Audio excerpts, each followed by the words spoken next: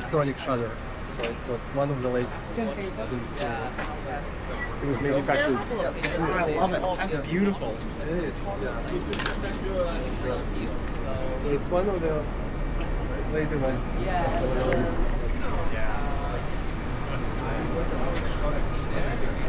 That is a down reflex. Shit. Don't tip that over the edge. You're already making me nervous. That is I could not take that picture if I tried.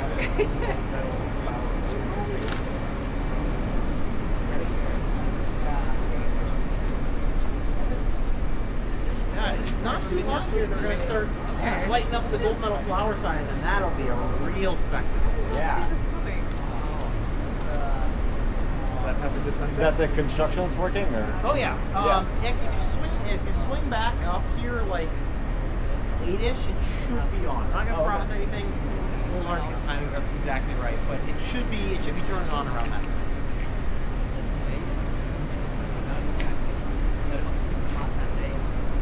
How did they get the water from the river over here?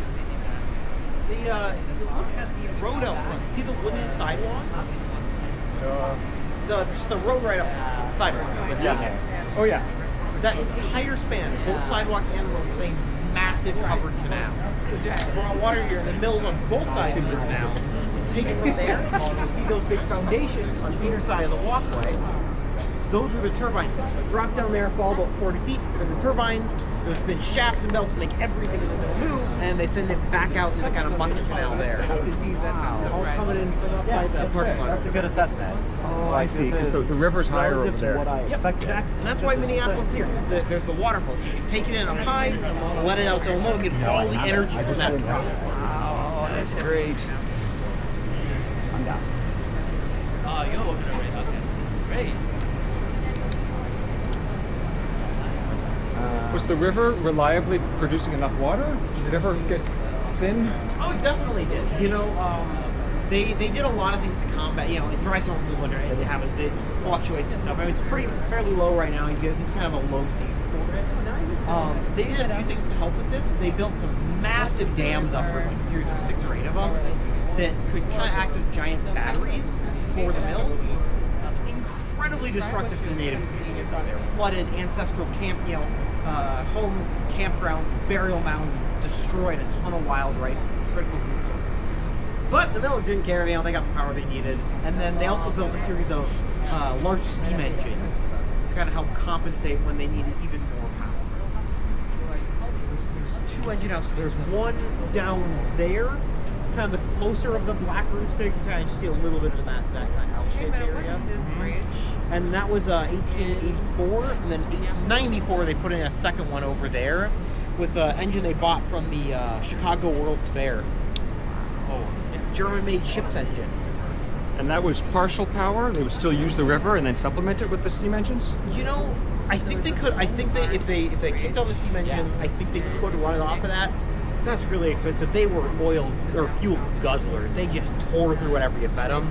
It's a lot more efficient just to use the river. Oh, okay. Oh, hey, got our first sign on.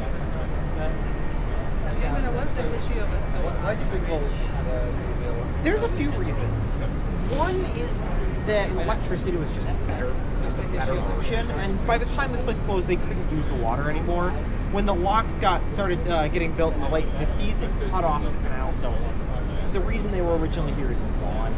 It was getting harder to get things in and out of the city, which is kind of more of a pain.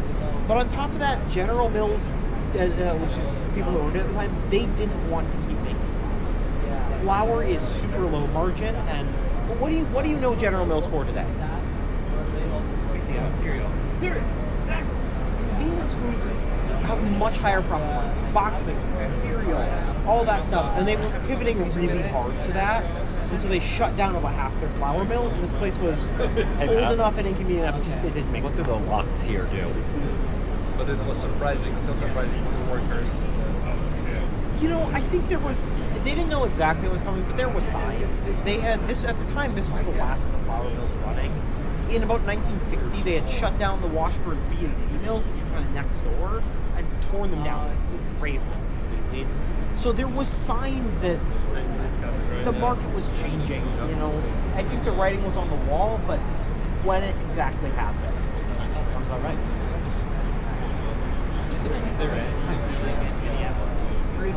one still. So for Hiawatha, it's small, like half the size of it. Still a million pounds of flour a day. On the scale of mills, that's Minnesota still is a lot. It's just not in Minneapolis. Hastings is a very large flour. Second largest in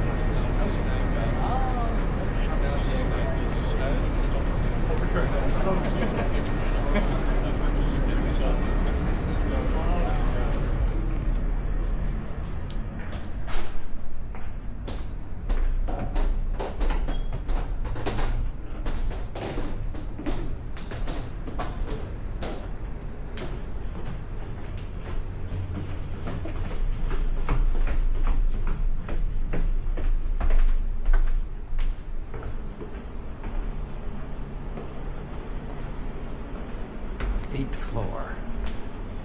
Original machinery.